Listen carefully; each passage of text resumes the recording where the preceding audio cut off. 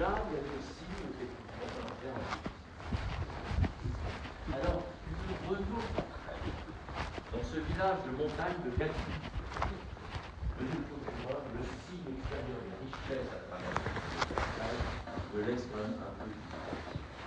Mais ce n'est l'amour de cette marque, il faut en voir les uns les autres, mais il que là, cela ne me semble pas pouvoir raisonnablement être vu comme un moyen d'autres véhicules. Vous auriez pu très légitimement tirer l'origine, les noms, etc., sur ces commissions rogatoires, sur sa vie à Paris, sur son histoire en Algérie, sur sa famille, sur cette maison dans le Bled. Il n'y a rien que l'on puisse retenir sur cette corruption massive, parce que dans des pensions, c'est une corruption massive. Absolument, absolument rien. J'en ai terminé. Je voudrais simplement rajouter que, au-delà de l'image qu'on a voulu rendre à tort, que les entorses à des règles de bonne gestion, qu'il y ait des entorses actuellement des règles professionnelles, des déontologiques, tout cela, je n'en disconviens pas. Mais d'en faire un corrompu pratiquant de drogue, je crois que vous faites franchement fausse route. Il y a cet homme qui a cette famille, il est là depuis le début, il a ses 3 enfants, et il est petit de 24 mois qu'il n'a pas connu, parce qu'il n'a pas voulu qu'elle vienne en détention. Et je pense que cet homme, rien ne permet aujourd'hui de porter, de justifier ses accusations de corrupteur et de trafiquant. On ne peut pas répondre à cela directement en disant que là sur des questionnements, sur des interrogations. Il faut pour le moins qu'on puisse détailler. On est vraiment à l'issue des audiences quand il faut prendre la décision. Les certitudes doivent être au rendez-vous. Et si elles ne le sont pas, il faut alors c'est terminé.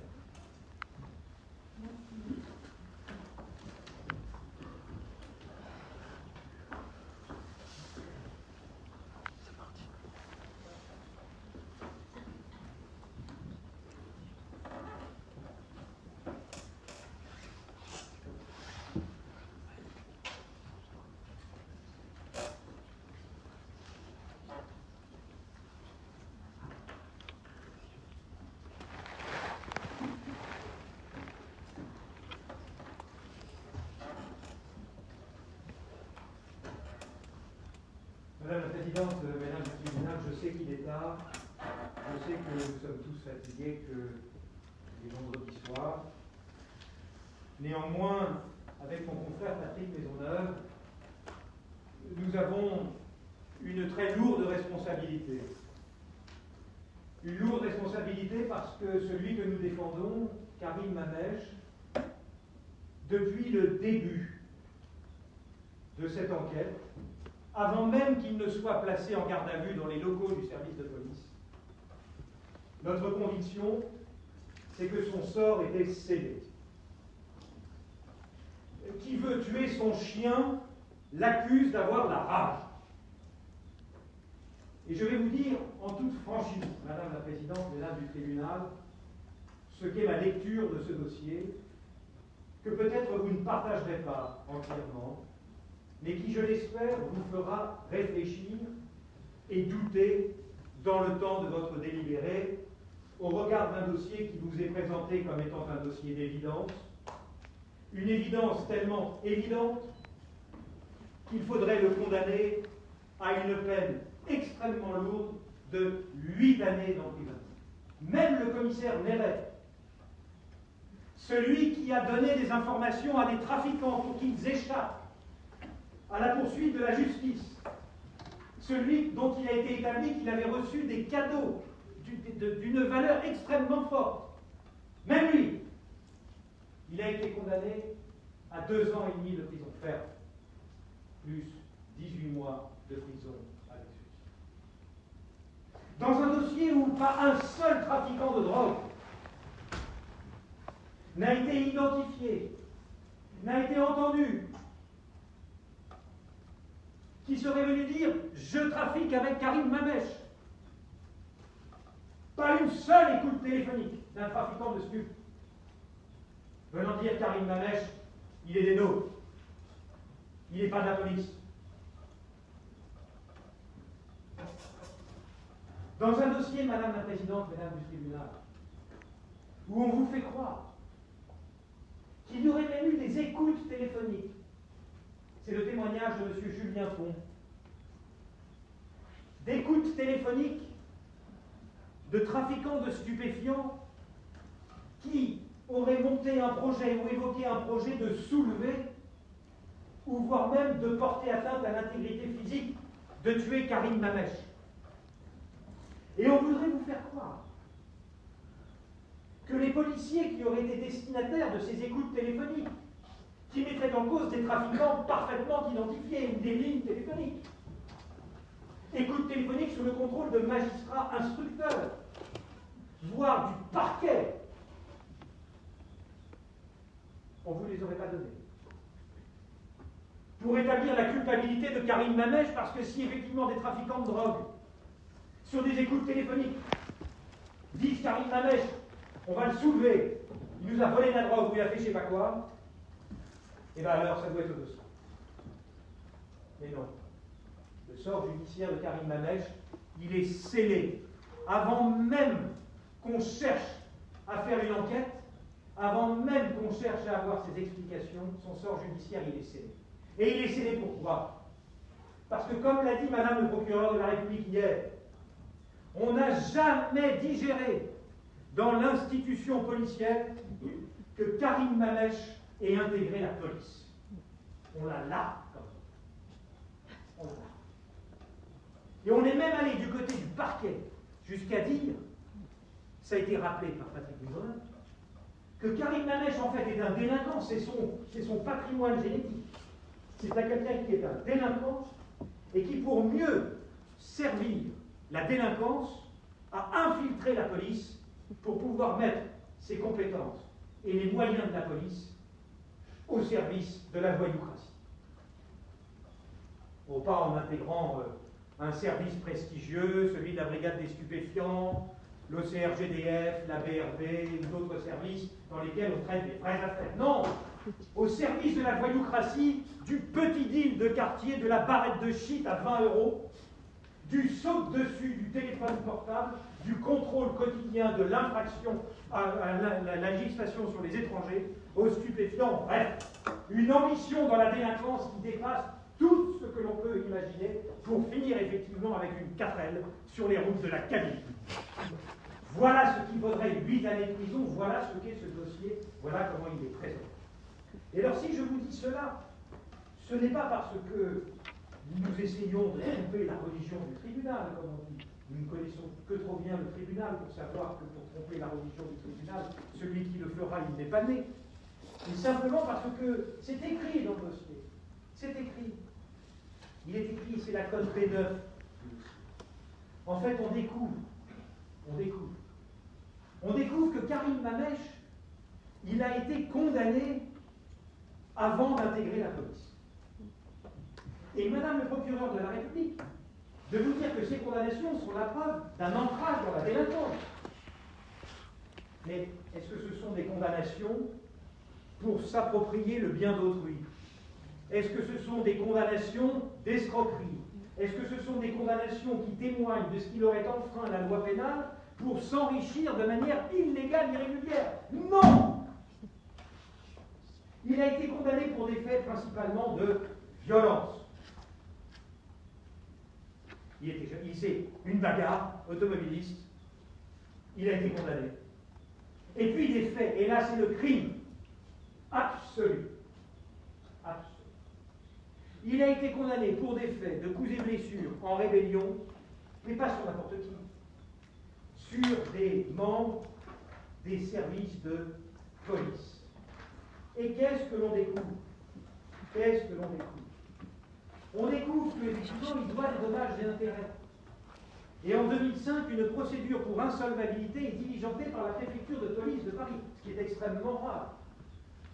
c'est la cote D9 sur 5. Une étude d'insolvabilité pour une somme de 6 800 € qui est indiquée totalement. Ben, c'est normal. Les victimes sont des policiers. Mais ce n'est pas n'importe qui. Parmi les 16 fonctionnaires de police qui ont été visés dans cette affaire, vous avez Véronique Jacques, enfin peu importe les noms, Fabiani, Pénichon, Isabelle Fouquet, affecté la sous-direction des services spécialisés, Patrick Varela, affecté la direction de l'ordre public et la circulation. Vous avez des hauts gradés de la police qui découvrent que celui qui a participé à des actes de rébellion et d'agression pour lesquels il a été condamné il y a des années, et qui doit de dommages et intérêts, ou qui en devrait, il est en fait dans la maison Poulaga, dans la maison police, et il est à la BAC du 18e arrondissement.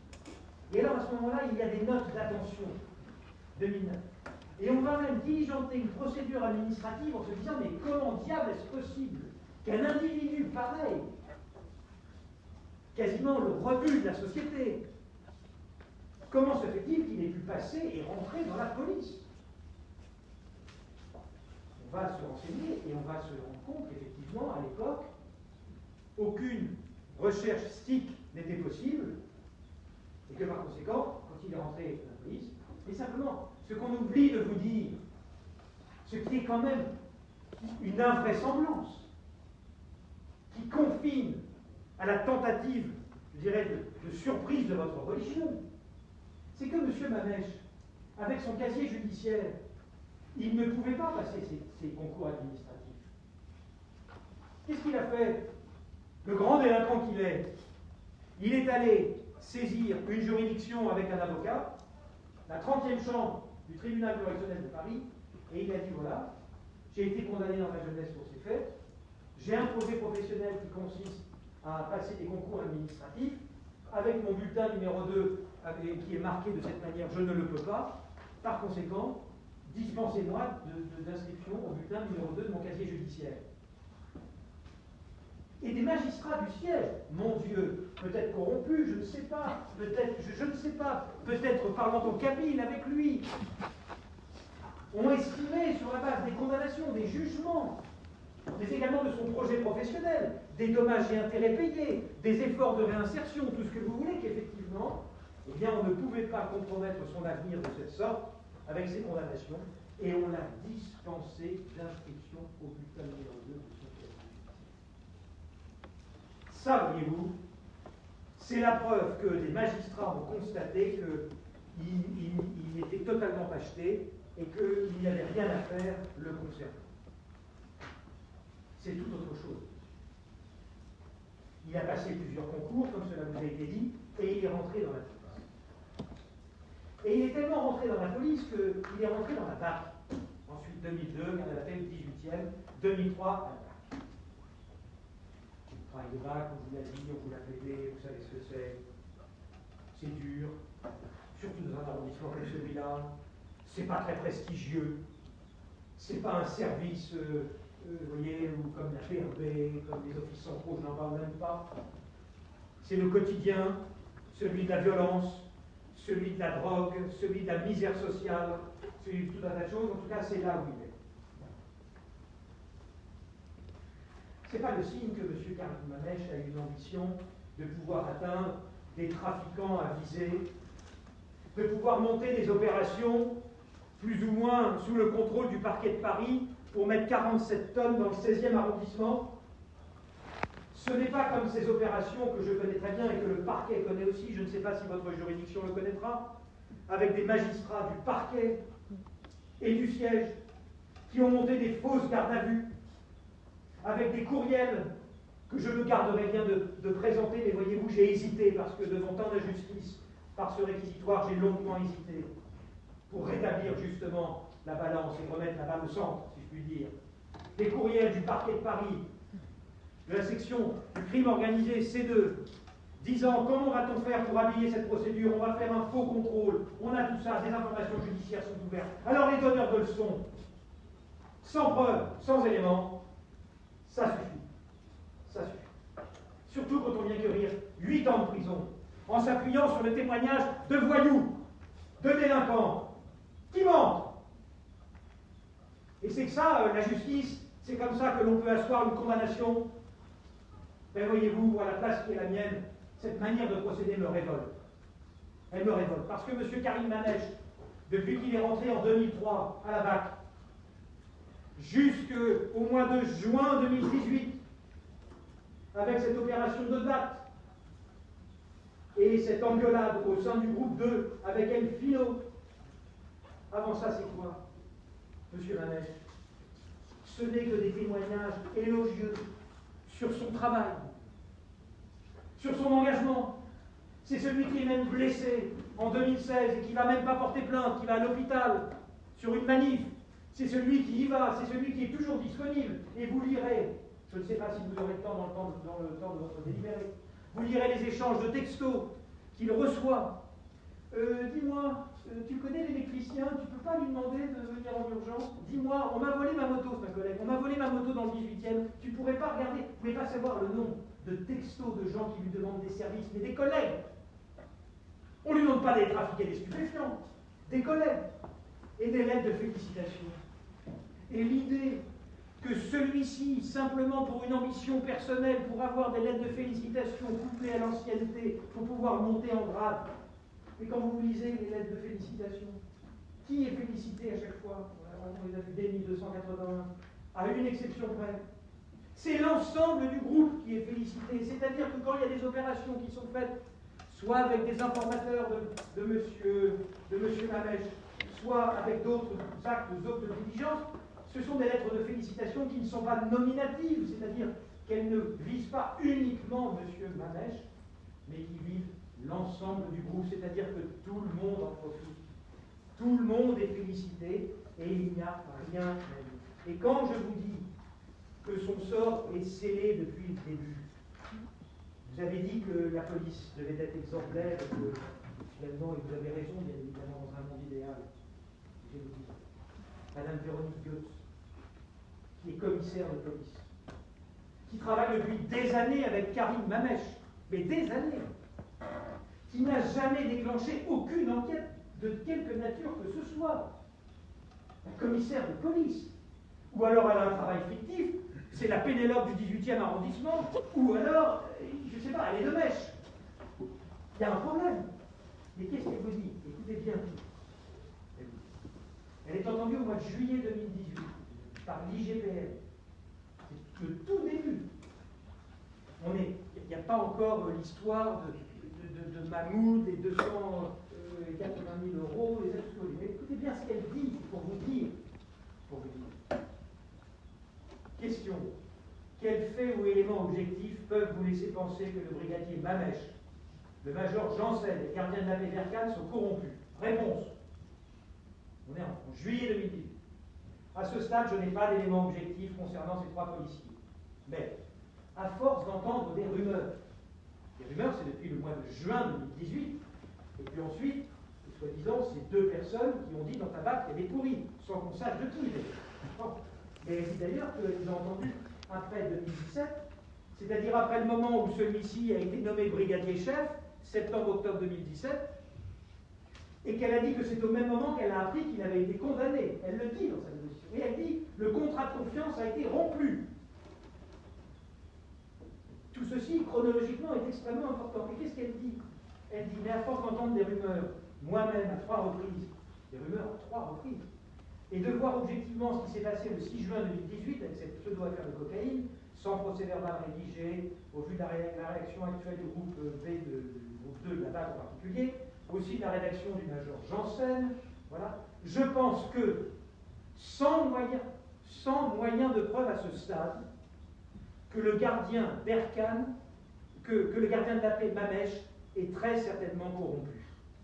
Tout comme le gardien Berkane, à niveau moins. Quant au major Janssen, si corruption il y a au sein de ce petit groupe, au vu de son niveau d'amitié avec Karim Mamech et sa manière d'avoir dissuadé, voilà, de passer pour un équilibré, il doit faire mieux. C'est-à-dire qu'avec 3 rumeurs,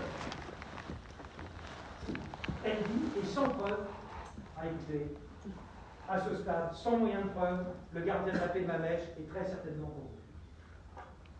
C'est pour vous dire l'état d'esprit, qui est l'état d'esprit de Madame Goetz à ce moment-là, qu'elle partage avec l'IGPN. Elle qui a été son supérieur hiérarchique pendant des années. L'IGPN qui n'a été saisie que d'une procédure, indépendamment de celle-là concernant monsieur Mamèche, eh bien, rien du tout. Voilà en tout cas l'état d'esprit. Quand je vous dis que de toute façon, M. Karim Mamèche, sa personnalité, c'est finalement lui qui est en jeu, et non pas tellement les faits, parce que les faits lui sont reprochés. Eh bien, bien évidemment, on va y venir. Mais écoutez, dans ce dossier, où l'accusation, je dirais l'une des accusations les plus graves, qui est cette histoire de cette remise de 245 000 € le 18 ou le 19 avril 2017, le parquet hier vous dit que la défense demanderait un supplément d'information ou un complément d'investigation. On n'a jamais demandé un complément d'investigation. On vous a demandé quelque chose de très simple, qui est renseignez-vous auprès de votre homologue à Rennes pour savoir simplement ce qu'est devenue cette procédure, est-ce qu'elle est toujours ouverte ou pas, et si elle a été ouverte, est-ce qu'un jugement a été rendu, s'il a été rendu, communiquez-le au départ. Mon Dieu, quelles investigations il fallait demander. Non. Et pourquoi ceci est important? Pourquoi ceci est important? Parce que contrairement à ce que vous dites, lorsque l'officier a été entendu de l'OCRGDF, il dit, c'est la cote D466-2, M. Ben Salem a été vu en train de recevoir une enveloppe au garage. Il a été vu en train de remettre l'enveloppe précédemment récupérée à direct auto à un individu sur Paris. J'ai été chargé après cette surveillance de faire le criblage de M. Ben Salem et de cette autre personne. Ça veut dire que cette autre personne, elle a été identifiée très clairement. Et qu'est-ce que l'on apprend également? On apprend, et ça a été plaidé par mon confrère tout à l'heure, on apprend que le 18 avril à 14h14, un agent des douanes a consulté le TAJ concernant M. Mahmoud. Ça veut donc dire qu'effectivement, il y a des choses dans ce dossier, mesdames du tribunal, que, en tout cas, l'accusation s'échigne de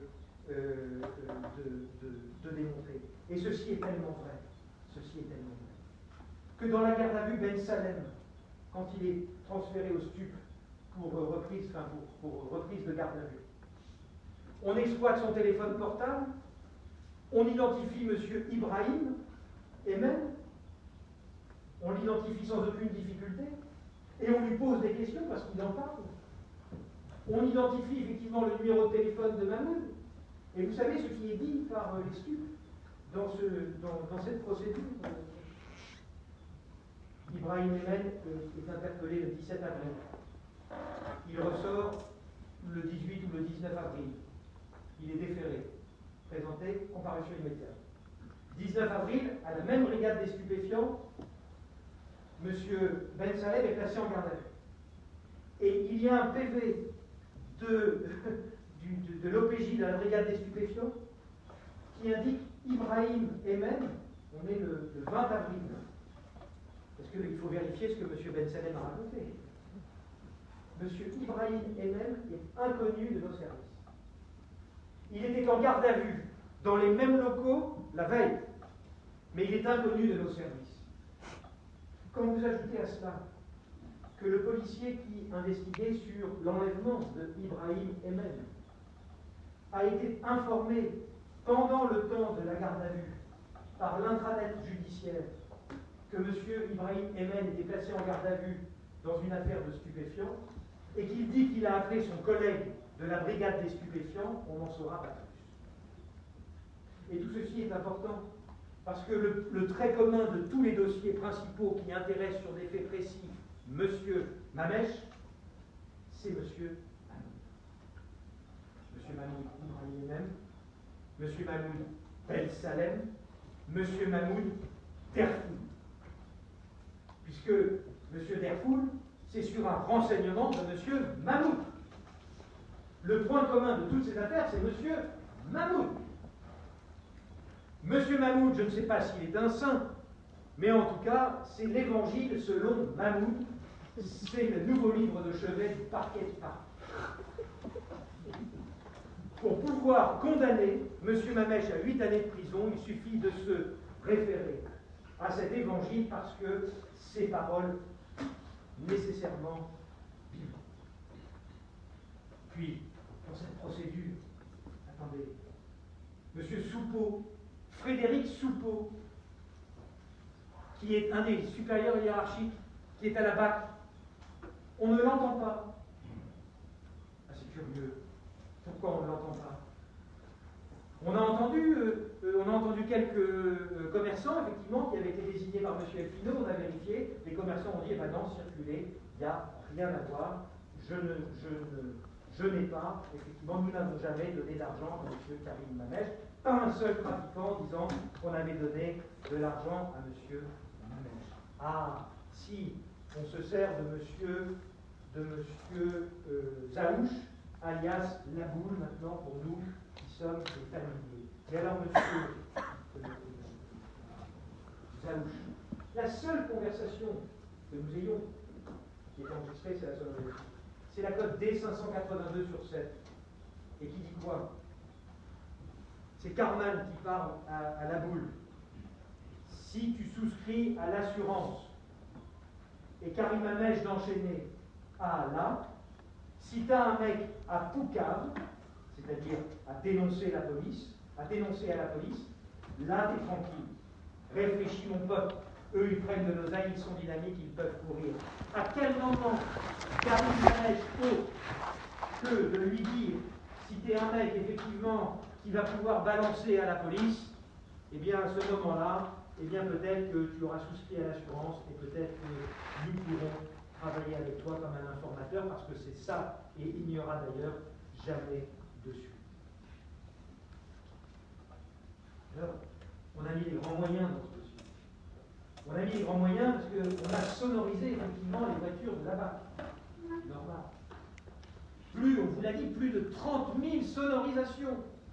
Je ne sais pas quel est le pauvre officier de police judiciaire qui s'est coltiné, pour dire de manière triviale, l'ensemble de ces conversations qui n'ont pas dû être toutes du plus grand intérêt, ni pouvoir être extraites pour le concours général.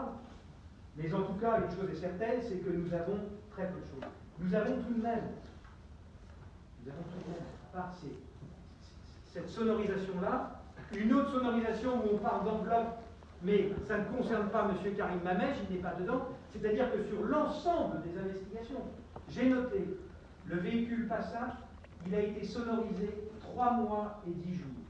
15 mars 2019, 15 mai 2019, 6 juin 2019, 17 juillet 2019. La Ford Focus, 3 mois, 4 mois, 2 mois et 22 jours, du 2 mars 2019 au 24 mai 2019, et du 5 juin 2019 au 17 juin 2019. Des écoutes téléphoniques, 4 mois, 5 mois, 3 mois, sa femme, Janssen, Diabira, la femme de M. Lamou, plein de choses, rien. Vous n'avez, à l'issue de ces investigations, vous n'avez aucune écoute téléphonique relative à un trafic de stupéfiants, relative à de la corruption. Vous n'avez. Le temps de jugement est quand même le temps où il s'agit de confronter des éléments qui ont pu être à un moment considérés comme étant des indices en des éléments de preuve. Or, vous n'avez strictement rien. Mais dans ce dossier, quand je vous dis que son sort était de toute façon scellé depuis le début, c'est que toutes les explications qu'il a données, il n'a jamais varié dans ses explications, de toute façon confronté à des explications qui provenaient de délinquants, eh bien, à ce moment-là, on lui a dit, monsieur, votre parole ne vaut pas. Et même lorsqu'il est allé expliquer qu'il y avait la politique du chiffre à la BAC, on est venu même lui dénier, voyez-vous, cette réalité en lui disant, non, mais pas du tout, il n'y a rien. Je voudrais simplement, pardonnez-moi, mais les enjeux sont importants et j'estime que c'est tout. Un soir, alors que l'absence habituelle d'activité rend l'ambiance particulièrement morose et favorise les plaintes à l'égard de l'ingratitude du public, de l'indulgence des magistrats et de l'incompréhension de la hiérarchie, les membres de l'équipage du véhicule, la BAC, dans laquelle je me trouve, c'est un anthropologue qui a suivi pendant 15 mois un équipage de la BAC. Engage une discussion sur la publication dans la presse de documents révélant l'existence d'objectifs quantitatifs assignés notamment en matière de contravention au code de la route dans plusieurs villes de France. Apprenant que le ministère de l'Intérieur dément cette information, l'un des policiers de la brigade anticriminalité commente à mon intention. Ils me font marrer à dire qu'on ne doit pas faire du chiffre. Quelle hypocrisie! Le chef nous a dit qu'il fallait faire 30 interpelles par mois. Si on n'y arrive pas, il suffit de faire des ILS ou des ILE. C'est le commissaire lui-même qui l'a expliqué. Le policier ajoute, dans la circonscription où j'étais avant, c'était moins. Le chef nous avait dit que si on faisait 6 à 7 gardes à vue par mois, on nous foutrait la paix. Alors on les faisait avec des chiteux. Cette réorientation de leur pratique, du flagrant délit sur des affaires sérieuses à l'interpellation d'usagers de drogue et d'étrangers en situation irrégulière, n'enthousiasme guère les agents. L'un d'eux me confie, un jour, que nous attendons le retour d'un collègue convoqué, si c'est pour ramasser des chiteux, c'est pas pour ça que j'ai fait ce travail. Moi, je suis entré dans la police pour attraper des voleurs. Je me rends compte que ce qu'on fait ne sert à rien. Tout ce qui compte, c'est de faire du chiffre. Un gars avec une boulette de shit, c'est une mise à disposition. Les chefs sont contents. Au sein de l'hôtel de police, comme au niveau de la direction centrale de la police nationale, l'existence de ces objectifs quantitatifs. Et ne vous trompez pas, Madame la Présidente, Mesdames du tribunal, quant à la portée de la décision que vous allez rendre, parce qu'il y a une partie des faits dans la prévention, je vais vous en parler après, qui constitue une pratique policière et qui est qualifiée pénalement au terme de cette ordonnance de renvoi, et la décision que je vous rendrai va peut-être créer un séisme dans les pratiques policières. Le commissaire à qui j'avais posé, l'objet d'une délégation farouche, le commissaire à qui j'avais posé la question s'en était même offusqué, contestant avoir établi les tels indicateurs. Plusieurs gardiens de la paix m'avaient toutefois fourni des informations convergentes sur ce qu'on attendait d'eux désormais en termes d'interpellation. Les objectifs étaient nettement supérieurs à ce qu'ils étaient en mesure de réaliser au regard de la criminalité accessible à l'action policière et de fait, au vu des performances constatées avant la mise en place de la nouvelle politique. Le mot d'ordre officiel était néanmoins que ces objectifs chiffrés n'existaient pas. Les fuites qui s'étaient produites dans la presse révélaient donc de maladresse, comme l'indiquait un syndicat du Sud intérieur. Le pouvoir n'utilise que très peu l'écrit, qui peut justement permettre aux policiers de se défendre. Moi, mon commissaire m'a sorti une note de service, je suis obligé d'obéir, c'est un ordre. Et devant la commission d'enquête sénatoriale, voyez-vous, 2017-2018, un rapport au nom de la commission d'enquête relative à l'état des forces de sécurité, des policiers de la BAC entendus par le Sénat, indiquant dans la brigade anticriminalité à laquelle j'appartiens, nous faisons 30 interpellations par mois, soit une par jour. La première mission d'une BAC, c'est le flagrant délit. Or, voilà des années que l'on arrête des gamins qui fument des joints. Le traitement immédiat d'une affaire est bon pour les statistiques. Je préférerais arrêter le dealer. En le faisant, on sait pertinemment que ça ne sera d'aucune utilité contre le trafic de stupéfiants, mais une affaire élucidée, c'est un point positif pour les chiffres de la délinquance. Les statistiques de la délinquance sont très bonnes parce qu'elles sont fondées sur cette politique du chiffre. C'est une hypocrisie de la part du ministère public que de prétendre, pour s'opposer à la défense de Karim Mamech, qu'il n'y a pas de la part des pouvoirs publics, et notamment sous l'impulsion du ministre de l'Intérieur Nicolas Sarkozy depuis 2002, une politique du chiffre. Pourquoi? Parce que chaque affaire élucidée, c'est-à-dire quand on arrête un flagrant délit, on a à la fois l'auteur et une statistique, c'est-à-dire qu'on a des chiffres qui prouvent que l'on se bat efficacement contre la délinquance. C'est ce qu'on appelle la politique du chiffre, qui a d'ailleurs été arrêtée par Manuel Valls quand il est arrivé, en tout cas, a-t-il dit officiellement. Demandez à tous ces policiers qui sont ici, demandez à tous les policiers de France de la BAC s'ils n'ont pas des objectifs à réaliser. Et pour réaliser ces objectifs, lorsque vous êtes dans la BAC, que vous êtes dans votre voiture, que vous n'avez pas de moyens de police judiciaire, que vous ne pouvez faire que du flagrant délit, alors qu'est-ce qu'il faut faire? Eh bien, soit effectivement vous faites à Paris du contrôle de papier, éventuellement ça devient un contrôle au faciès, parce que, évidemment, on fait de l'infraction à l'ILE et ça fait une statistique parce que boum, une infraction et on défère, on met à disposition une MAD, comme on dit. Ou alors on va dans les quartiers où il y a beaucoup de trafic de stupéfiants et on interpelle sur la placette. Mais surtout, on a recours à des informateurs. Et c'est une hypocrisie encore de la part du ministère public dans cette audience que de vouloir soutenir et vous faire juger que les policiers n'auraient pas d'informateurs. C'est totalement faux. D'ailleurs, quel est le texte qui vient de dire, Madame la Présidente, Mesdames du Tribunal, que les policiers de la BAC n'ont pas le droit d'avoir d'informateurs? Quel est le texte? Est-ce qu'on vous a fourni une référence textuelle? Est-ce qu'on vous l'a dit? Non. En revanche, j'ai sous les yeux une instruction relative aux brigades anticriminalité de la police nationale qui date du 22 novembre 2017. Elle est en accès libre sur Internet. Elle est signée par le ministre de l'Intérieur de l'État, pardon, Éric Mordant, directeur général de la police nationale. Et voilà ce qu'il dit. Voilà. Il dit, il recueille en outre le renseignement opérationnel utile à la lutte contre la délinquance de voie publique. Ils sont soumis aux règles applicables en matière de gestion des sources. Instruction, novembre 2017, à la BAC. Ils sont soumis à la réglementation, aux règles applicables en matière de gestion des sources. Mais quelles sont les règles applicables en matière de gestion des sources? Avant de soutenir du haut de la chaîne du ministère public que l'on n'a pas le droit à la BAC, mais en fonction de quel texte? Il y a un texte qui est au contraire l'article R 434-22 du Code de la sécurité intérieure et qui vient dire, c'est une création par le décret du 4 décembre 2013, à l'occasion de la recherche des renseignements nécessaires à ces missions. Les missions de la BAC, c'est donc d'interpeller dans flagrant délit et de faire au moins 30 interpellations par jour.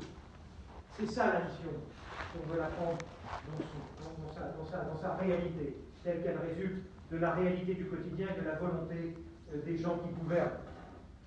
Le policier ou le gendarme peut avoir recours à des informateurs. Dans ce cas, il est tenu d'appliquer les règles d'exécution du service définies en la matière pour chacune des deux forces. Les seules règles qui existent véritablement sont des règles relatives à la rémunération des informateurs, qui sont effectivement encadrées. Et vous avez même, au Sénat toujours, sur la session 2020-2021, c'est-à-dire que c'est toujours actuel, vous avez une proposition de loi d'un sénateur qui vient dire la loi du 9 mars 2004, c'est tout récent, c'est contemporain, c'est cette session législative. La loi du 9 mars 2004 dit loi Perben 2, prise pour adapter la justice aux évolutions de la criminalité, est considérée comme le premier pas vers une officialisation des sources, qu'elles soient techniques ou humaines. En 2012, le ministère de l'Intérieur a rédigé une charte de traitement des informateurs composée de 28 articles. Cette charte est née à la suite de l'affaire Nerler. Parce qu'effectivement, on s'est rendu compte qu'il n'y avait rien, il n'y avait pas de règle, à part la rémunération qui était tenue. L'immatriculation est la condition préalable et obligatoire à la poursuite des contacts. Le traitant ne doit retirer aucun avantage personnel de sa relation avec l'informateur. Il doit rendre compte de chaque contact. Les rendez-vous doivent se dérouler en présence d'un policier. Les officiers de police judiciaire le répètent souvent dans toutes les affaires de grande ampleur résolues ces dernières années, il y a toujours la participation d'un informateur. Or, ces informateurs parfois indispensables sont issus en majorité des milieux voyous. Les indiques, comme on les appelle, peuvent livrer des informations précieuses sur une cible. Voilà. Mais se révèlent aussi parfois des manipulateurs. Avec la loi de 2004, les informateurs sont censés être officiellement déclarés et inscrits au Bureau central des sources, entité ultra confidentielle. Tel est l'objet de cette proposition de loi, créer un cadre légal pour encadrer les relations entre l'officier de police judiciaire et son informateur.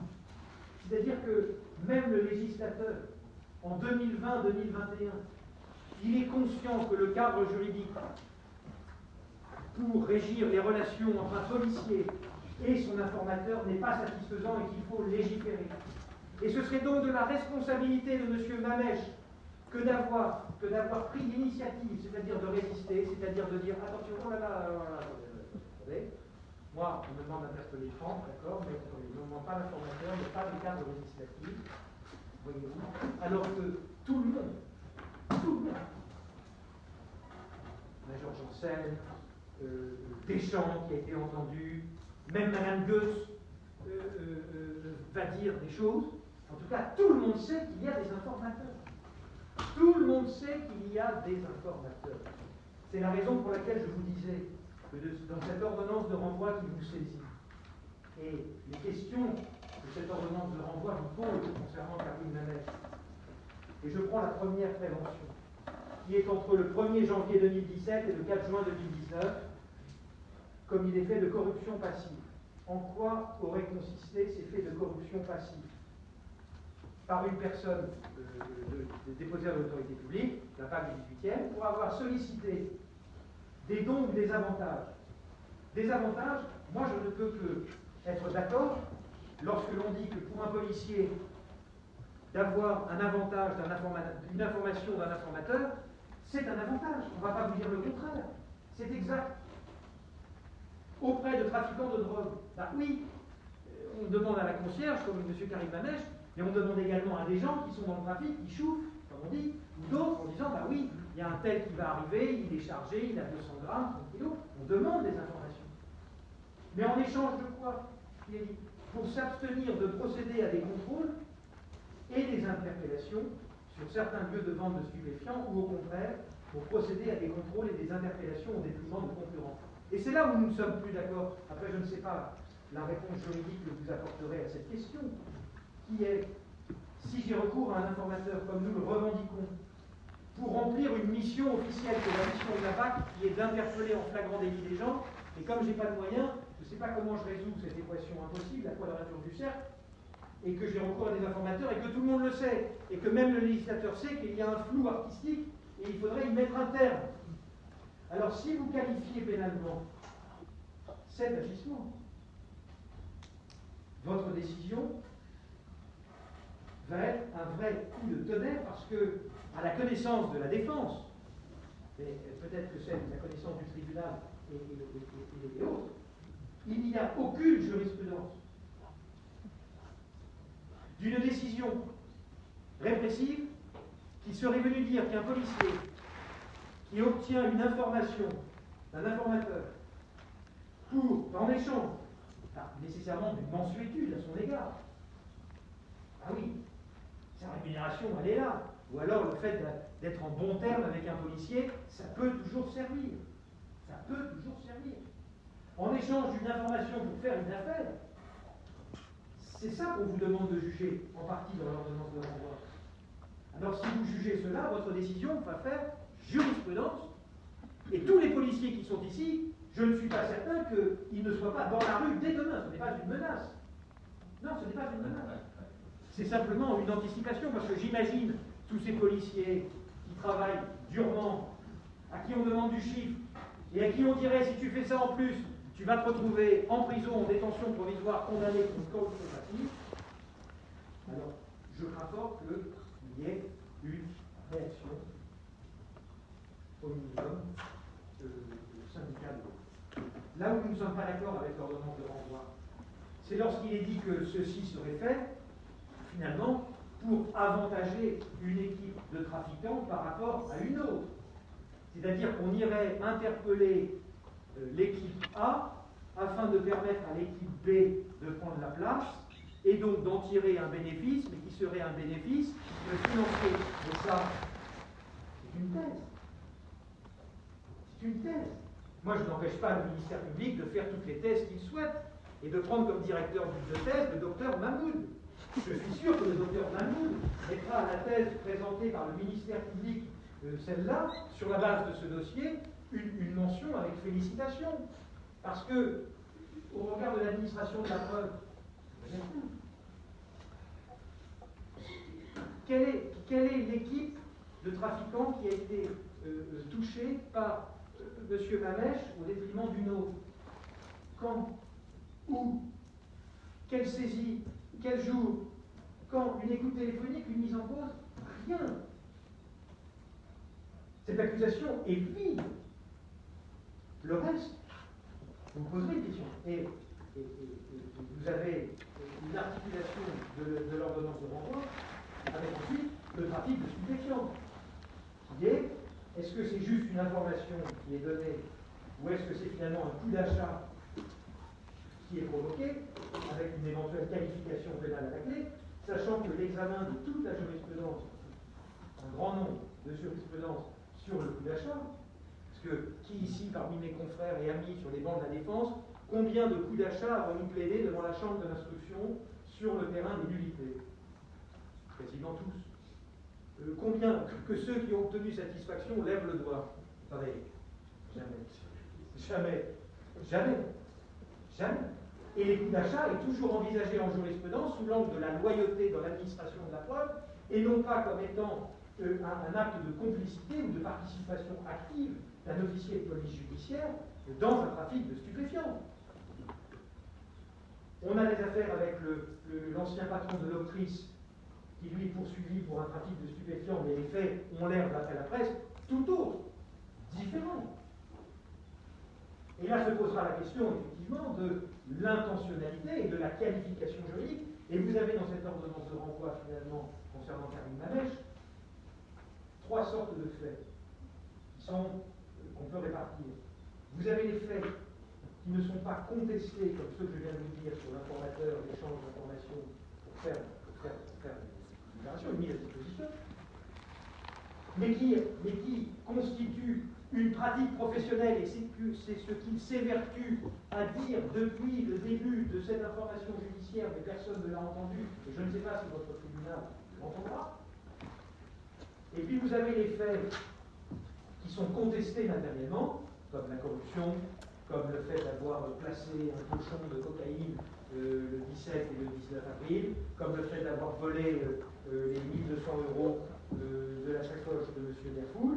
Et puis vous avez par ailleurs des faits reconnus, pour lesquels vous entrerez en voie de condamnation, dans un contexte qui vous a été expliqué, à savoir des faits de blanchiment de fraude fiscale, une fraude fiscale commise soit par lui parce qu'il était gérant de fait, soit par son père, je ne vais pas revenir là-dessus, je pense que tout le monde a compris, et qu'effectivement, M. Karim Mamech dispose d'un certain revenu occulte de la part de ses parents, parce que, effectivement,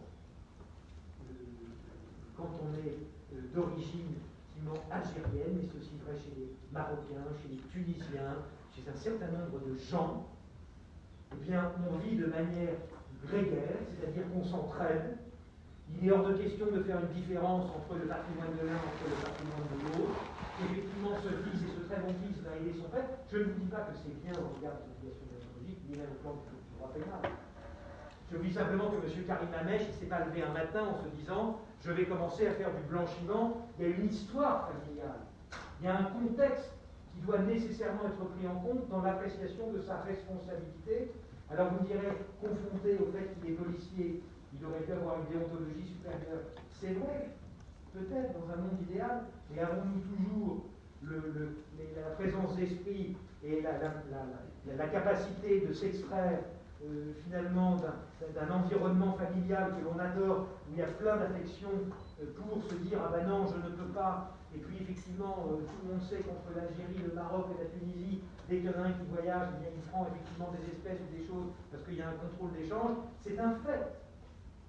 Ça ne veut pas dire pour autant que Karim Mamech va blanchir du trafic de l'argent provenant du trafic de stupéfiants, ni même de la corruption qui est par ailleurs archi contestée. Alors, je vous disais, ça vient sur M.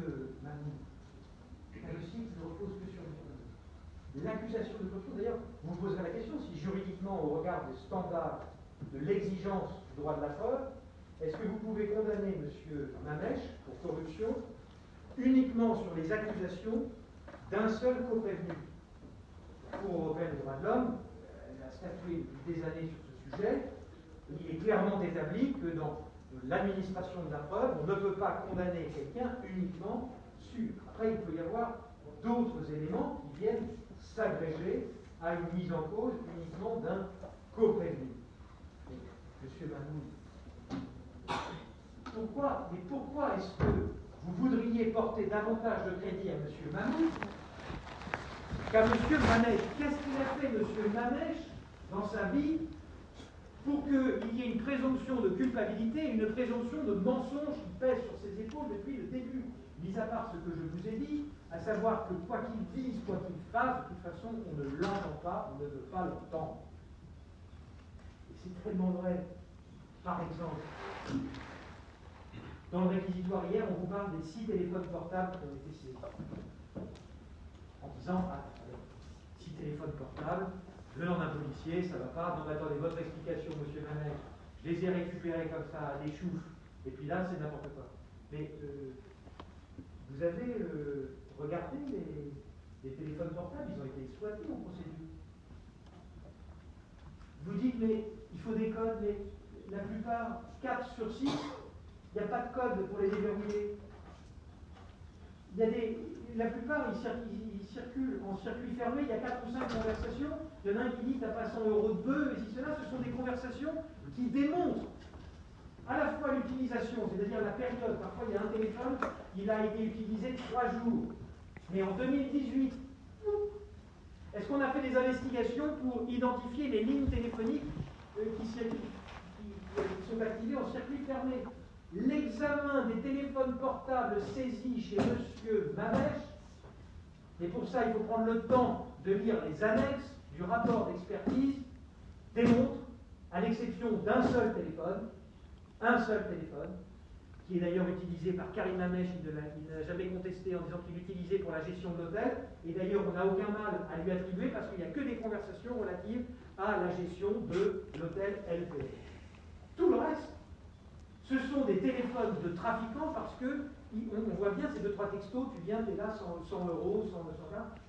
On n'avait pas fait ce travail, mais si vous le faites, vous verrez que vous ne pourrez pas contester ce que vous dit M. Manèche, puisque l'examen par l'expert démontre qu'il avait parfaitement raison en vous disant cela.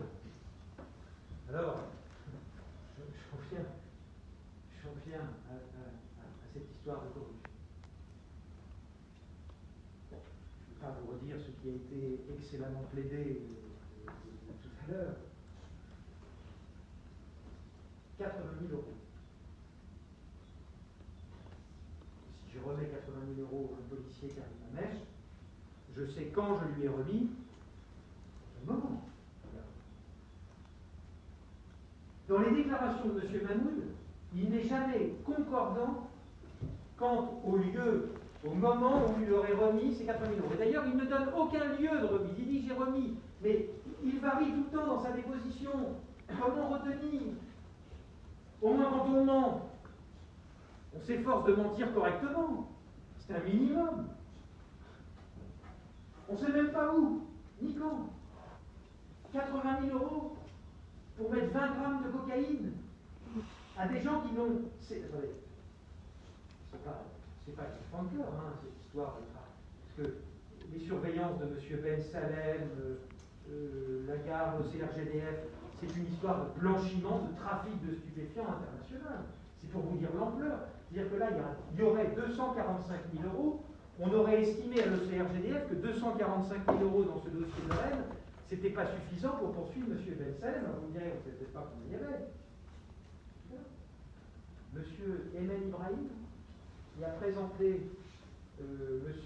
Mahmoud à M. Ben Salem, enlevé, séquestré, quelques jours avant. M. Mahmoud, le 19 avril, il est emmené par M. Ben Salem, et on va voir un copain, je ne sais plus comment il s'appelle, à Rassi, où on dit ça chauffe, on lui met la pression. Ça chauffait, quand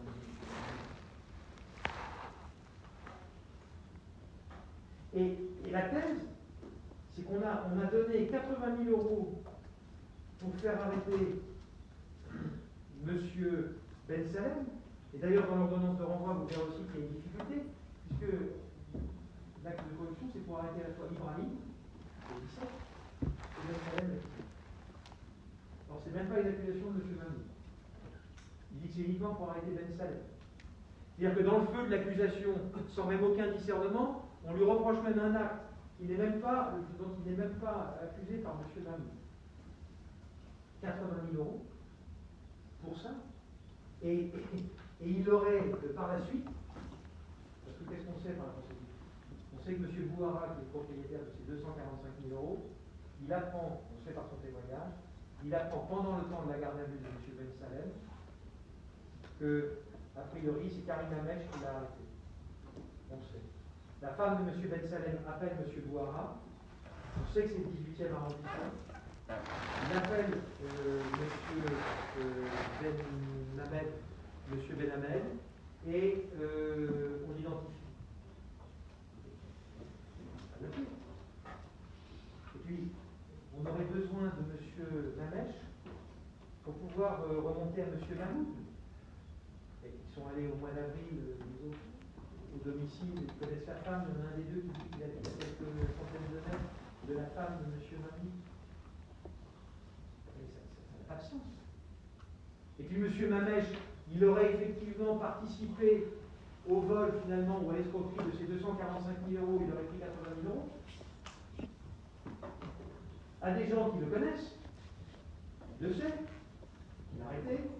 Bouhara qui t'attend, il a arrêté Ben Salem, il n'est pas dans la drogue, il y avait 245 000 euros, etc. Et qu'est-ce qu'il fait? Il crée lui-même un lien avec celui qui a pris les 245 000 euros. Alors, c'est pas corrompu qu'il est, il est débile. Vous avez sous tutelle. Ça n'a pas de sens. Ce que vous dites dans la relation, dans la présence des faits, n'a pas de sens, ce n'est pas cohérent. Vous ne pouvez pas à la fois dire qu'il c'est un trafiquant d'envergure, qu'il est intelligent, qu'il est manipulateur, tout ce que vous voulez. D'ailleurs, il n'y a rien dans les sonorisations, il n'y a rien dans les écoutes téléphoniques, il n'y a rien, on ne retrouve rien. Et puis il va sur une opération de cette nature avec des gens potentiellement dangereux. Et qui, oui, vous trouvez à premier abord son explication en disant, mais moi, je fais venir, cela. Et puis, il serait quand même suffisamment intelligent pour mettre un sac de drogue dans les mains de Mahmoud pour éviter que l'autre aille l'interpeller ou l'attraper. On est en plein délit. Quand M. Mamech vous explique, sa version n'est contredite par rien et surtout pas par la cohérence et par, en tout cas, l'intelligence, parce qu'il ne faut tout de même pas trop consulter l'intelligence du tribunal, me semble-t-il. Alors, Ibrahim, cet avril, il y a cette audience. Première, il dit, ah ben non, rien, il parle en de mon avocat, voilà. Et puis après, il va être entendu, et alors qu'il a un avocat qui a fait des observations, à cette barre, il va vous dire, mais non, j'avais pas d'avocat. Et pourquoi mentir? Pourquoi mentir? Parce qu'il est dérangé par les déclarations qu'il a faites en présence de son conseil, qui sont des déclarations dans lesquelles, très clairement, il ne met pas en cause à aucun moment le fait que M. Mamech ou un policier ait pu mettre ce pochon de cocaïne dans sa voiture. Et c'est comme M. Ben Salem, quand il sort de la brigade des stupes de sa garde à vue, il dit, pour moi, non, ça y était, je suis sûr que c'est Mahmoud qui a mis effectivement cette cocaïne dans mon véhicule. Par conséquent, je ne vois pas, en ce qui concerne Ibrahim, je ne vois pas les éléments que vous avez, sauf à accréditer une histoire. Une histoire qui veut que, on a mis en place un stratagème pour pouvoir éliminer, enfin, c'est pas avec 20 grammes de cocaïne, on élimine quelqu'un de sorte. Allez, si on a affaire à des trafiquants d'envergure, il met 1 kilo. Ou il met 1 kilo de cannabis pour 245 000 euros. S'il fait des saisies et qu'il a accès comme ça, attendez, mais il met 1 kilo. D'ailleurs, M. Ben Salem, il est ressorti libre. Si M. Ibrahim n'est pas sorti libre de sa garde à vue, c'est parce qu'il était en situation irrégulière, qu'il y avait un problème de faux papiers, et c'est pour ça qu'il a été condamné. Il n'a pas interjeté appel et il est parti, il a été expulsé. C'est parce qu'il avait des faux papiers, qu'il était en situation irrégulière. Qu'est-ce que vous avez là-dedans? Vous avez un nœud central, qui est M. Mahmoud. M. Mahmoud, qui va voyager. M. Mahmoud, qui va se jouer de tous les services de police. Et M. Mahmoud, il a été condamné en décembre 2016, vous vous souvenez, par le tribunal correctionnel de Lille. et 2013-2015, détention provisoire. Il dû faire 2 ans de détention provisoire. 2016, il est condamné, il n'est pas. Il est inscrit au FPR le 17 février 2017. 17 février 2017. Vous avez la liste entre des 427 sur 7 de tous les policiers de notre appart qui ont regardé le FPR à compter de cette date. Ils ont tous vu, ces services de police, qu'il y avait une fiche de recherche pour l'exécution d'un mandat d'arrêt à une peine de 5 ans d'emprisonnement.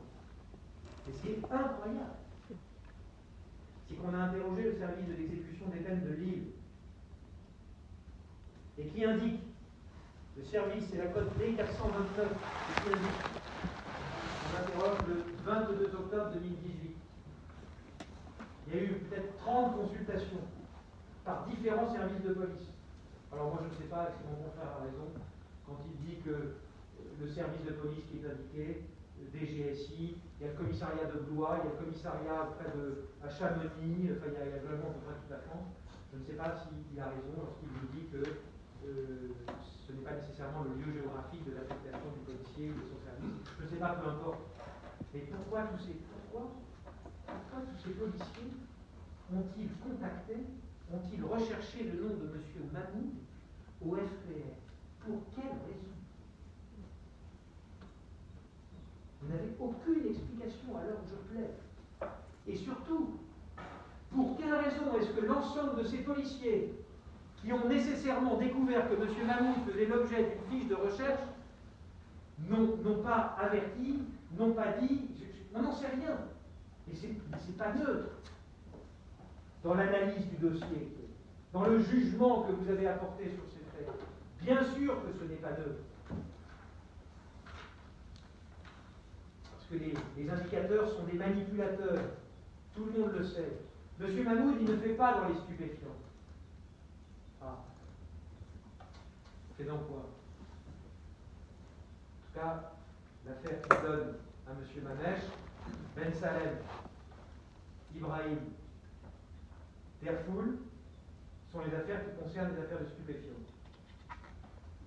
Et puis vous avez M. Deschamps qui a été entendu. M. Deschamps qui confirme le recours aux informateurs, le recours à M. Mahmoud. Et qu'est-ce qu'il dit, M. Deschamps? Il dit que il a quitté la brigade des stupes pour aller au GRB, groupement de répression du banditisme. Et que depuis qu'il ne s'occupe plus de trafic de stupéfiants, M. Mahmoud ne lui a donné aucune information. C'est curieux. C'est quelqu'un qui ne s'occupe que des trafics de cartes bancaires, d'escroqueries, par-ci par-là. 245 000 € sur la CR de la GIRS de Rennes dans une affaire de trafic de stupéfiants avec l'Algérie. Des informations toujours en relation avec le trafic de stupéfiants. Deschamps qui dit qu'il travaillait avec lui au stup. Et puis dès qu'il est plus au stup, comme par hasard, il n'y a plus d'informations. Mais qui est-il, M. Mahmoud? Quelles sont les motivations profondes de M. Mahmoud? Pourquoi est-ce que M. Mahmoud accuse M. Mamèche d'avoir perçu 80 000 € de, possiblement, un trafic de stupéfiants avec l'Algérie et des gens qui sont menacés et secoués? Est-ce que ce n'est pas une manière de s'acheter éventuellement une virginité et de dire ah ben non, par la suite, attendez, c'est le policier. C'est le policier, moi, je n'ai rien fait. Parce que Ben Salem, au départ, il va accuser Mahmoud de l'avoir piégé. Il ne va pas dire c'est monsieur Mamèche. D'ailleurs, il l'a dit à cette barre, M. Ben Salem. Il va dire, avec d'ailleurs, on va dire une certaine honnêteté intellectuelle pour le coup, il va dire mais moi, c'est une déduction entre mon arrestation et le fait que M. Mamèche aurait perçu de l'argent remis à M. Mahmoud, le fait qu'il y ait un lien, ce ne sont que des déductions qui ont été faites par mon avocat qui a écrit à l'IGPN. Lui, il ne va jamais accuser jamais. Et dites-moi, si effectivement M. Bouhara si effectivement les gens qui ont connaissance de ce que M. Mamèche a pris 80 000 euros, c'est-à-dire qu'il les a piégés, ces gens qui n'hésitent pas à séquestrer et enlever M. Ibrahim, ça, mais il s'est passé quelque chose concernant? Il y a eu une investigation, quelque chose, il y a un élément qui laisse penser que non. La réponse est non. Vous n'avez absolument rien en ce sens dans le dossier des financiers une seule seconde qu'il puisse y avoir un lien avec ces faits, outre que dans l'administration de la preuve, vous n'avez rien. Donc, je vous disais sur les premiers faits de corruption passive, en tout cas, qui concerne la motivation qui consisterait à aider l'équipe A de trafiquants de stupes au profit de l'équipe B, vous n'avez rien. Donc ça, vous ne pourrez pas le retenir. Vous vous poserez la question de la qualification d'une pratique institutionnelle connue, sue de la hiérarchie, pour faire du chiffre et des objectifs, et vous en tirez les conséquences pour dire qu'il ne peut pas être corrompu. Ou alors, si jamais il y avait une corruption passive, sur ce délit, il faut le dispenser de peine. Parce que, je dirais, c'est un jugement qu'il faudra encadrer dans tous les commissariats, parce qu'à ce moment-là, eh bien, tous les policiers qui travaillent de la sorte eh bien, seront susceptibles d'être condamnés selon cette juridiction. Concernant Mahmoud, je ne pense pas qu'il soit utile d'en dire davantage. Ensuite, en ce qui concerne les coûts d'achat, on va voir mais alors lesquels? À part avec Mahmoud et Diabira. C'est aussi, me semble-t-il, la difficulté de l'ordonnance de renvoi qui nous saisit. C'est cette imprécision. Et cette imprécision, elle résulte de la faiblesse des preuves réunies au cours de l'instruction qui n'a pas permis, finalement, d'aller au-delà de ces rumeurs et de caractériser des faits précis. Quand vous voyez que la poursuite est articulée de cette manière, du 1er janvier 2017 au 4 juin 2019, transporté pour avoir organisé des coûts d'achat de stupéfiants, pour avoir rémunéré ses informateurs avec des produits stupéfiants, pour avoir agréé au maintien ou à l'installation de points de vente de stupéfiants dans le 18e arrondissement. Et où? On a la conversation avec la boule, où il prend un terrain, c'est comme ça, il vous l'explique, il n'y a jamais eu de suite, c'est des paroles en l'air. Il lui a dit, c'est l'assurance, en revanche, je vous ai dit, écoute, si t'es un mec à Poucave, et encore une fois, c'est rattaché à la mission et au service. Mais lesquels coups d'achat? Avec qui? Avec Diabira et avec Mahmoud? Sur quoi? Sur l'Ibrahim et même sur quelque chose, dire au maximum. Au maximum. Même si je fais un pas vers l'accusation, parce qu'il est tard, on est sur 20 grammes et 20 grammes. C'est-à-dire des coups d'achat sur 40 grammes. Ça vaut 8 années de prison. Ça vaut la destruction de cet homme et de sa famille et la négation de tout ce qu'il est. Un policier qui a travaillé dans un cadre qu'il n'a pas inventé, dont il a hérité, connu au-dessus de tout le monde. Alors vous avez ensuite les PV, mais ceci a été plaidé, je ne vais pas replaider ce qui a déjà été plaidé pour mes confrères concernant les procès-verbaux d'interpellation Nazim et même Ibrahim. Il suffit de se reporter à ce que nous avons dit, ce que nous avons, me semble-t-il, relevé pendant les débats, à savoir que où est le préjudice, où est la démonstration qu'il y aurait eu une manipulation, une approche. Rien, vous n'avez pas. En ce qui concerne les faits de blanchiment, qui ont été qualifiés de blanchiment, de corruption, de vol et de fraude fiscale, sur la fraude fiscale, je vous ai dit ce qu'il fallait en penser. En ce qui concerne les 450 € au préjudice de M. Emen, c'est pareil. Est-ce que vous avez la certitude absolue qu'effectivement ces faits se sont produits matériellement et que vous n'avez aucun doute sur la matérialité de ceci? Objectivement, non.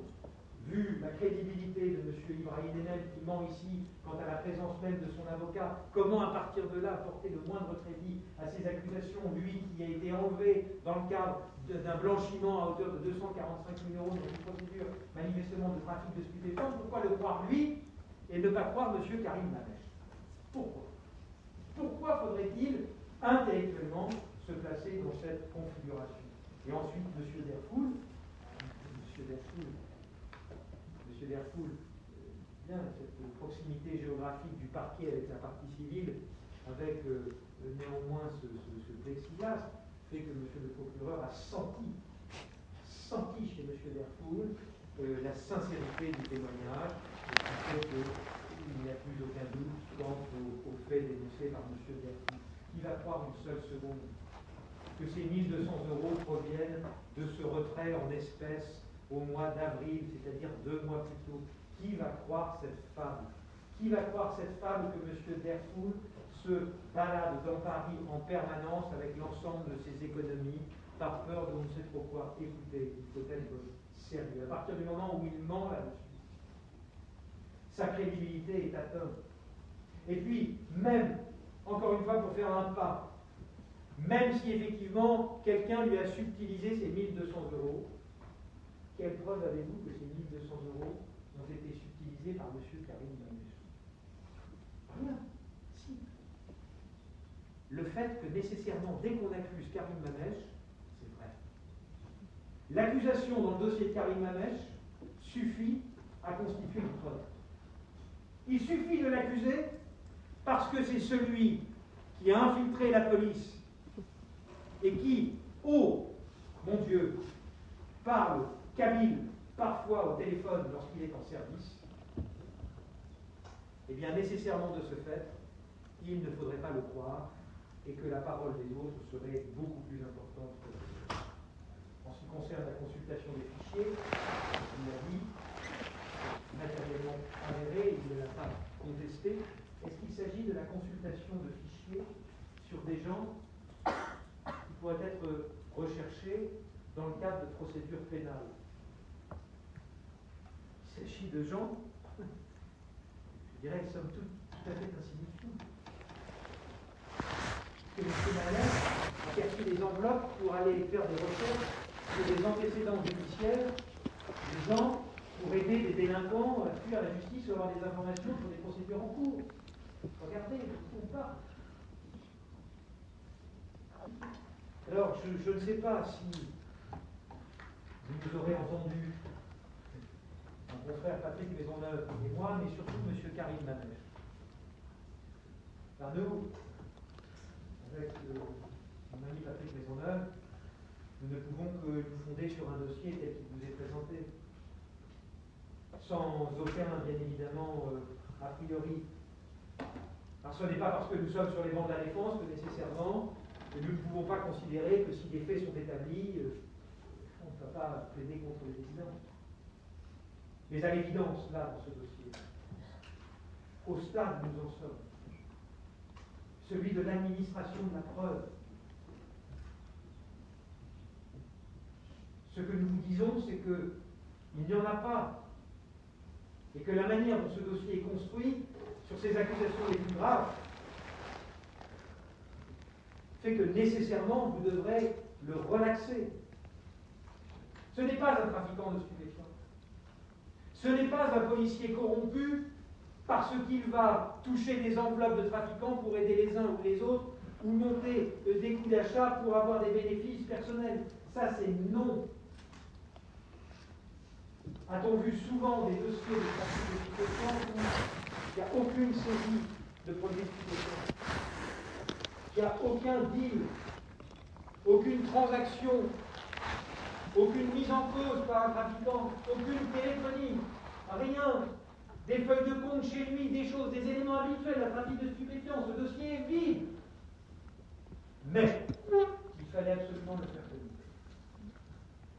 Et voyez-vous, ce qui ressort du réquisitoire que nous avons entendu hier, c'est que c'est finalement pas tellement le dossier qu'on vous demande. Ce ne sont pas des faits. C'est Karim Mamèche. C'est lui le dossier.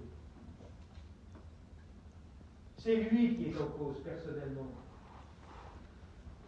Parce que c'est le Kabyle. Parce que c'est le Bilka. Parce que dans le 18e, tout le monde le connaît. Parce que la hiérarchie policière aussi ne l'a peut-être jamais fait suffisamment évoluer. Parce que est-ce que c'est un crime lorsque l'on connaît tout le monde dans un arrondissement, que l'on va vous appeler par votre prénom, que des gens vont éventuellement vous mettre en cause, et encore, vous n'avez même pas ces témoignages. Toutes ces années, un corrompu à la BAC du 18e, Karim Mamèche, prenant des enveloppes, ça ne se serait jamais vu, perçu, que des rumeurs, rien. Une vidéo, on ne l'a jamais vue.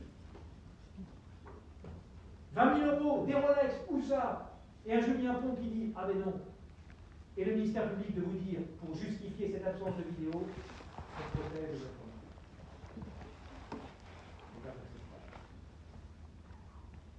Karim Mamèche, il attendait ce procès avec beaucoup d'impatience, comme vous pouvez l'imaginer.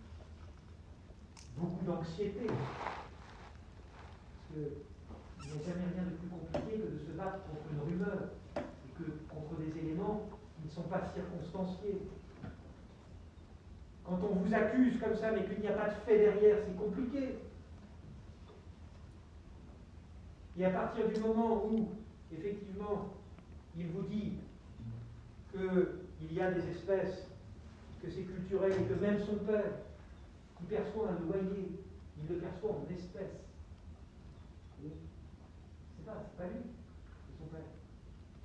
Que l'examen des comptes bancaires de son épouse démontre qu'effectivement, il y avait entre l'emploi et la ressource, ils avaient des revenus, ils avaient des signes extérieurs de richesse. Mais non, et même quand la commission rogatoire revient, si on n'a rien trouvé, c'est peut-être parce qu'on a mis que sa date de naissance, son lieu de naissance, c'était l'Algérie et peut-être pas la France. Mais qu'aurait-on dit si avec cette erreur, on avait trouvé des biens immobiliers et que la défense aurait dit à ce moment-là, il y a un problème, c'est pas la bonne date de naissance. On aurait dit oui, mais la date, c'est pas le bon lieu de naissance. On nous aurait dit, mais attendez, c'est bien Karim, c'est bien Mamèche, c'est bien sa date de naissance. Donc voilà, on a trouvé. Si on n'a pas trouvé, on n'a pas trouvé. À un moment, il faut savoir raison garder et savoir se dire que bien, si un dossier est construit sur des rumeurs et sur des gens qui sont tout sauf fiables, qui n'articulent pas des accusations de manière circonstanciée, il faut en tirer des conséquences. Alors je ne sais pas quand vous rentrez votre délibéré, vous me direz dans un instant. Je ne sais pas si c'est ce cas. Mais Karim Mamèche, si effectivement il a eu affaire à la justice dans sa jeunesse, il a même été poursuivi, Karim Mamèche, l'objet d'une procédure. Parce qu'un jour il était en civil, il est allé aider des collègues à interpeller quelqu'un, et puis il a été pris dans cette procédure. Heureusement, la procédure a été faite. Rien dans son parcours ancien ne démontre que M. Karim Mamèche serait un délinquant pernicieux qui aurait infiltré la police. Cette accusation est horrible. Elle est horrible pour lui, elle est horrible pour sa femme, elle est horrible pour ses enfants, elle est horrible pour ses parents, pour ses amis, pour tous ces gens qui ont toujours cru en lui, pour tous ces gens qui ont toujours accordé sa confiance. Parce que ce dossier ne vous permet pas de penser, mis à part l'environnement familial et ses problèmes financiers et d'espèces, que M. Karim Mamèche est quelqu'un qui a essayé de son mieux, peut-être maladroitement, peut-être en jouant trop le cow-boy du 18e, et encore jamais fait de violence à son encontre. Peut-être qu'il était trop encristé dans ce 18e arrondissement et que finalement ça tourne en rond et qu'on arrête toujours les mêmes. Karim Mamèche, il ne mérite pas le portrait que vous avez dressé de lui. Rien à la lecture de ce dossier ne permet de remettre en cause ce qu'il dit, et surtout plus fort, ce qu'il est. Et tous les policiers qui sont venus pour le soutenir sont aussi la preuve des autres témoignages de ce dossier, de policiers disant que c'était un policier exemplaire, toujours disponible, gentil, toujours là. 1 kilo sur la placette, il faut aller déménager, pas de problème, c'est fait. C'est ça.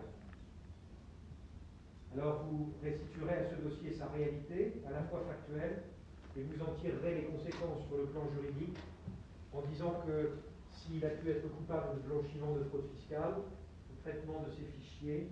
En revanche, pour le reste, vous le relaxerez des fins de la poursuite. Merci, maître. Monsieur Carbon, venez à la barre. Monsieur, voulez-vous ajouter quelque chose pour votre défense? Je voudrais simplement dire que probablement l'écoute que portait à M. Palais, c'était la première. Merci. Monsieur Bédé, voulez-vous ajouter quelque chose pour votre défense? Je voudrais simplement présenter mes excuses à M. Diallo. J'ai eu l'occasion de le faire. Monsieur Poix, vous voulez ajouter quelque chose? Merci. Monsieur Turgy. Madame la Présidente, je tenais à dire que je regrettais sincèrement les erreurs que j'ai commises et je présente également mes excuses à M. Diallo. Merci, monsieur. Monsieur Diabera. Voulez-vous ajouter quelque chose, monsieur, pour votre défense? D'accord. Merci, monsieur. Monsieur Berkham. Madame la Présidente, je vis un traumatisme, un cauchemar depuis le jour de mon interpellation à mon domicile de Conjon, où on m'a jeté en pâture, qu'on m'a nommé de tous les mots, de dealer, de corrompu. Et ce qui m'a fait le plus mal, c'est le 14 juin, à ce même tribunal, quand on m'a dit que j'avais trompé l'autorité judiciaire. Je n'ai jamais trompé l'autorité judiciaire. J'ai fait ce travail depuis 2003. J'ai commencé en tant qu'agent de sécurité, j'ai mis éperdument dans mon métier et je n'ai jamais à aucun moment trompé l'autorité judiciaire. Certes, j'ai été peut-être naïf, même certain naïf. Je le regrette. J'ai mûri avec cette procédure parce que je me posais pas mal de questions. J'ai découvert pas mal de choses. J'ai pas eu le temps, durant ce procès, par crainte, par peur aussi. C'est pas évident de se retrouver devant un tribunal comme ça. Et j'ai pas eu le temps de m'adresser aux victimes. Si réellement elles sont victimes, dans tous les cas, si elles ont été arrêtées par moi, si elles ont été interpellées par moi, et qu'elles n'ont absolument rien fait, mais je le regrette profondément, mais je n'y suis pour rien du tout. Voilà. Merci, monsieur. Monsieur Mahmoud, voulez-vous ajouter quelque chose pour votre défense? Madame la juge, moi je suis il y a 57 ans. J'ai fini ni policier, ni délinquant. Je reste très très loin de ça. Je sors, je travaille normal comme tout le monde et j'équipe de mes amis. Merci, monsieur. Monsieur Manès, voulez-vous ajouter quelque chose, monsieur, pour votre défense? Non, je n'ai rien à ajouter. Merci, monsieur. Cette affaire est mise en délibéré. Le tribunal rendra son jugement, le lundi 22 février à 13h30 à la 7e chambre dans cette salle de jeu.